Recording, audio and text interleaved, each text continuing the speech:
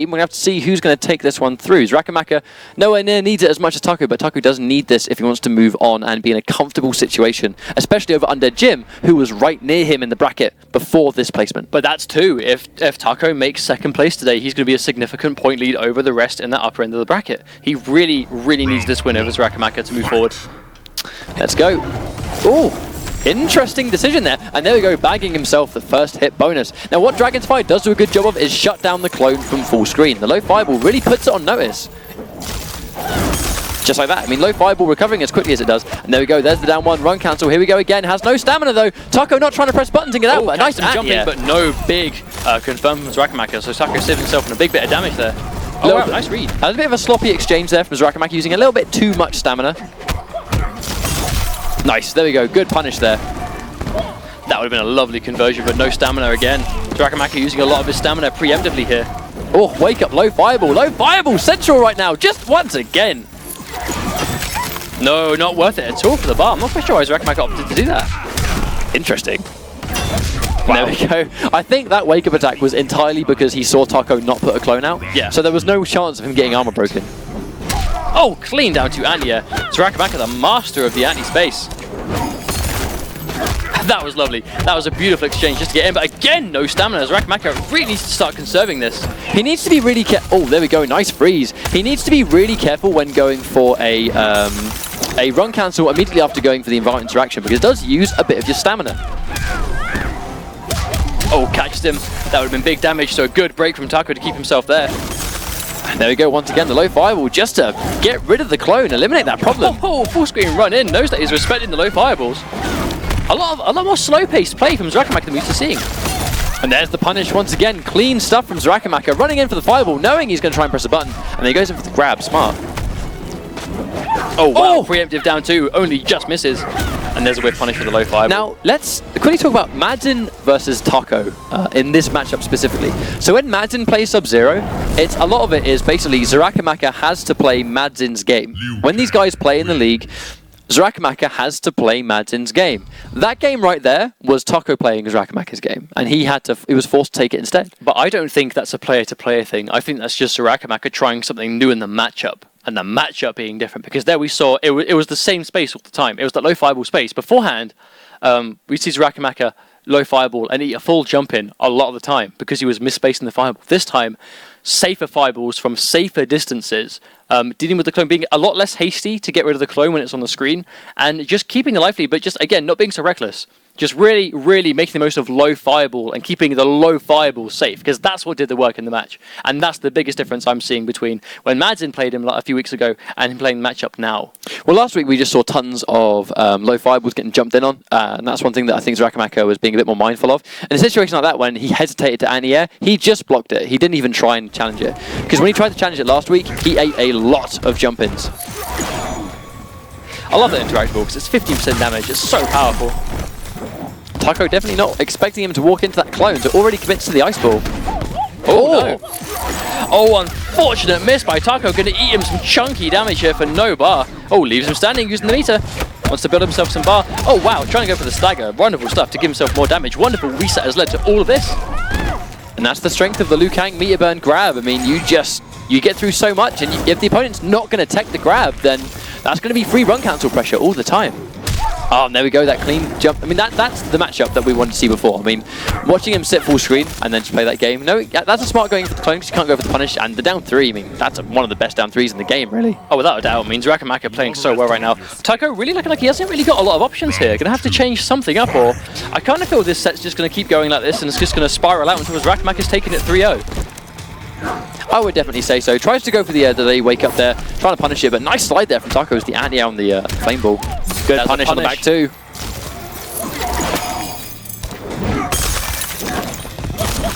Oh wow, nice read from Taco there. I love it when Sub-Zero's use the ice clone as like a pseudo parry. Yeah, I completely agree. I mean, it's more if you think the opponent's going to come and try and press a button. Oh, very unfortunate there. Looks like we have a little bit of a pause. I mean, that was very unfortunate. Taco had him in the corner combo right there, but oh, look, I'm Taco right now. How about that? Cool. Yours Xarakamaka. Oh, it's gone. It's gone now. It's gone now. Sweet. So basically, in that situation right there, well, we're going to LA anyway. Don't be silly.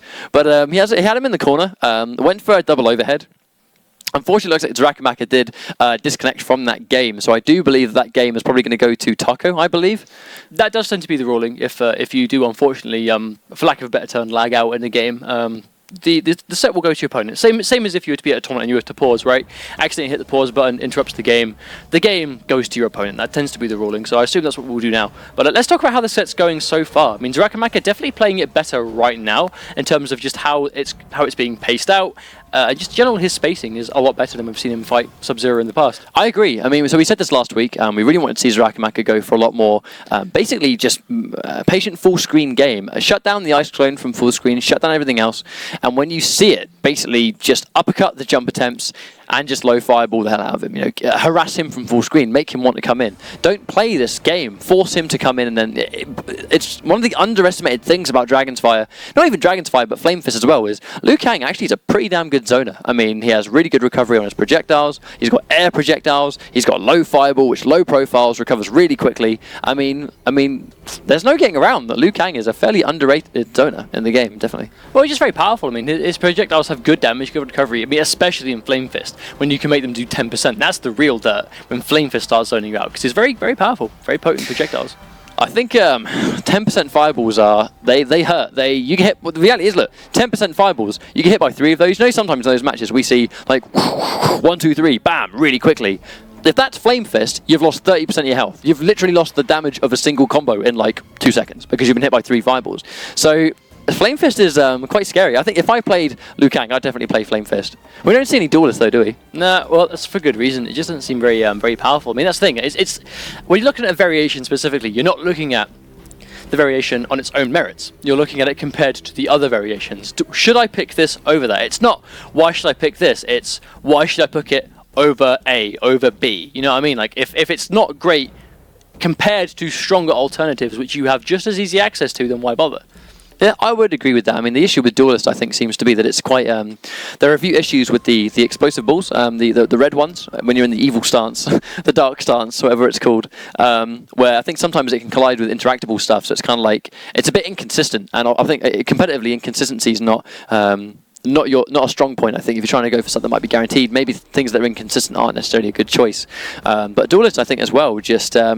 They all do similar things to each other in that you cancel into things to become plus. You go for block strings and pressure. I mean, let's not forget, Liu Kang is not a 50-50 character. He's all about pressure. And pressure is what Liu Kang does better than almost anyone in the game compared to maybe someone like Tempest Lau or Tanya, where it's all guaranteed stuff. So Duelist has elements of guaranteed stuff because Dragon's Fire is just stronger. You know, it's all guaranteed, but there's more of it, and it's of less cost. You don't have to cancel into like stances. You don't have to give yourself different move lists to be effective. Dragon's Fire is I will run cancel and then be plus, and that's as simple as that. And I think that's one of the reasons we see Dragon's Fire picked over almost any other variation. And when Xarakamaka picks Flame Fist, he says to me basically the only reason he picks Flame Fist is if he wants to zone.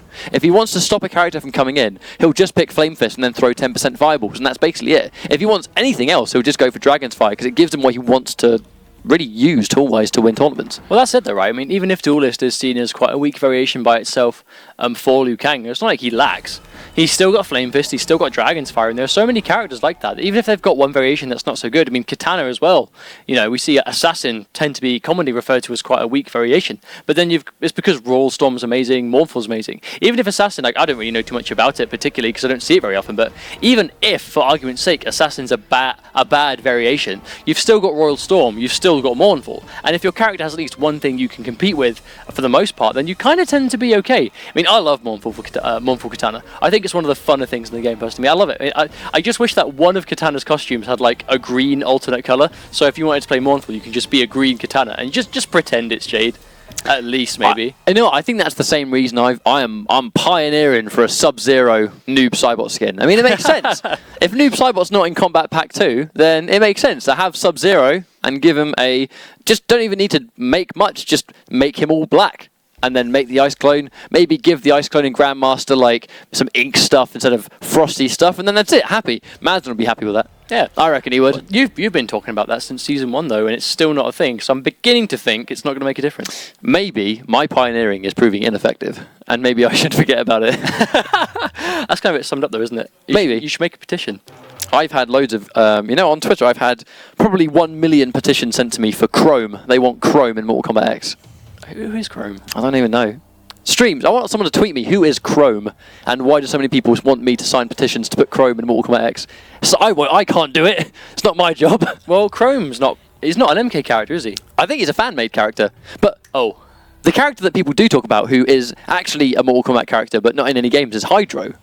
He's a character. I mean, like he was in MK Legacy Season 1. He was, but I think the reason was because he was the robot that got bodied by Cyrax and Sector. He was indeed. Through and through, tag teamed to literal death. Absolute annihilation. Hold that, to be honest. I mean, that was good. But obviously, I think Hydro, he was from the comics, wasn't he? I mean, like, really, really early, during like the Mortal Kombat 1 days, I believe. Like, all the way back then, there was a comic series, and there was this blue ninja called Hydro in it.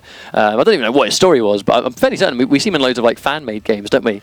But it's actually pretty interesting. But isn't Hydro just Sub-Zero without the ice part? If Sub-Zero was about 30 degrees warmer, if Sub-Zero melted, you would have Hydro. Is Hydro's other name 0 degrees Celsius? That's not even funny, man. Not Sub-Zero. Not Sub-Zero. Mid-Zero. Melted Sub-Zero. Warm Zero. Above Zero. That's probably his new name, really, isn't it? Above Zero. I hope not. This is why we don't work in design, isn't it? Yeah, that's why we just talk about it. Our design, our ideas will remain dead forever.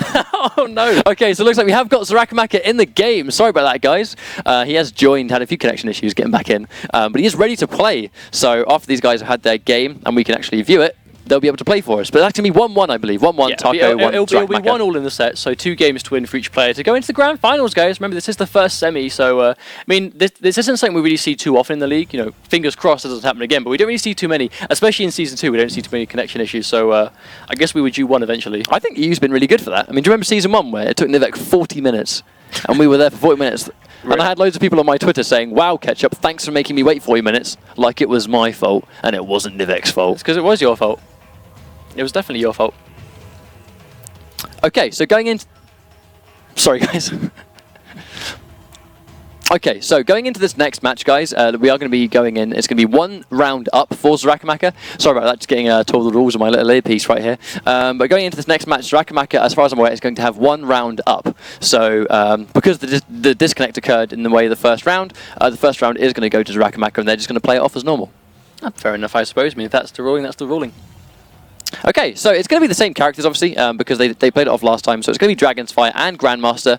And matchup-wise, I actually think Xarakamaka is playing this matchup a lot better than he was against Madsen. Because basically, he was trying to go in a lot and not really playing that full-screen game and forcing Madsen to come into him. He wasn't really doing that last time. The past couple of times they played, he tried it a little bit more in the second time they played last week, and it was much better. But unfortunately, going into this time right here, it's quite interesting. Quite interesting. Okay, so here comes a confirm. Very unfortunate. Catches him high up in the air with the back 1-2. So unfortunately, didn't quite get the combo there. Clean jump in from Taco. Jump over. That's definitely what we saw. Let Xarakamaka down in his other sets against Sub-Zero players. Like obviously mainly Madsen, just the jump in speed in the anti-air attempts. And there's a clean overhead. Oh, drops the combo though. Oh wow, that catches him out of the air, but no confirm. There we go. Use the bar there this time. Oh, I like that setup, and unfortunately it didn't quite work out, but the setup that he goes for there to run over, if he knows you're going to try and go for a wake-up attack, he immediately runs over you. So when you try and do a wake-up attack in that situation, lovely anti-air. Oh, wow, just enough.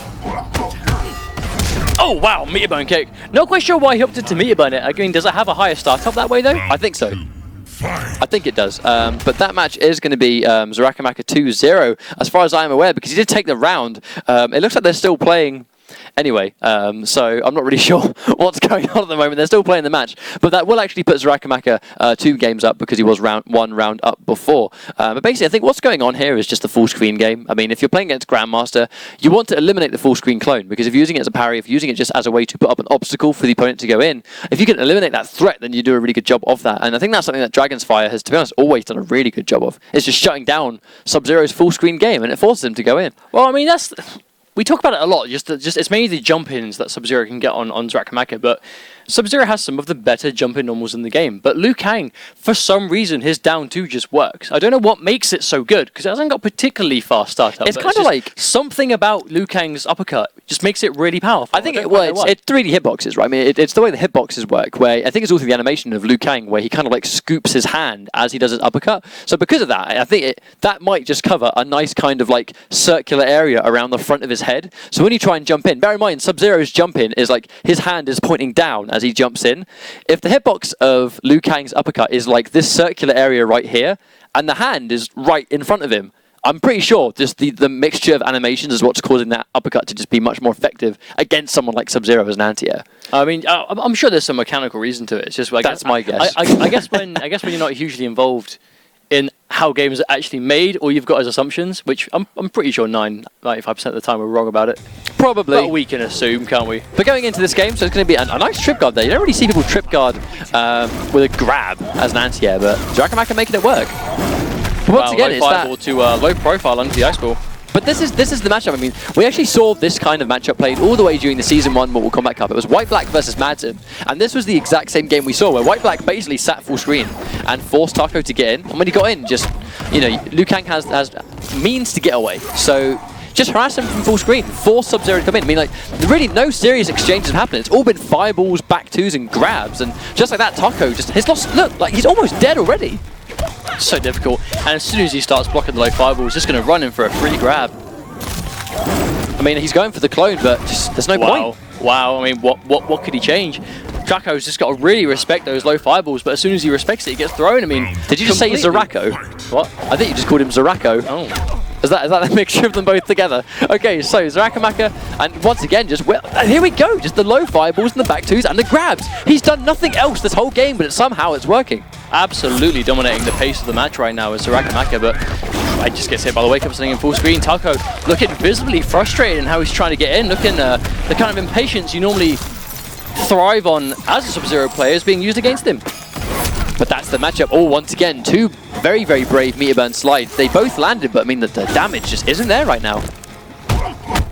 Oh, another punish on the clone. Forward 4 clone being the only safe option, so needs to see that maybe being used if your whole reason is just getting a clone on the screen. Just do the safe one, I suppose, if he's got the bar to punish you at that low life. Now, here's something to think about. Xarakamaka has opted to pick the Outworld mark, the Emperor's Courtyard very often. I think he actually picks it for the excess of mobility. He likes to use the air interaction to get around the ice clone. No, it works. It clearly works. This goes to the importance of making sure you've got a... oh, no! Ooh, not quite sure. And that would be the game anyway. Wow. Now, basically, Taco tried to follow up and did not have the stamina to do it. Xarakamaka tries to whip punish on wake up with an X-ray and it whiffs. So that was an interesting exchange. Sorry about that, guys. It was a little bit strange right at the start. Xarakamaka did have a little bit of a disconnect issue, but unfortunately didn't really hinder him that much. He did go into it, as always.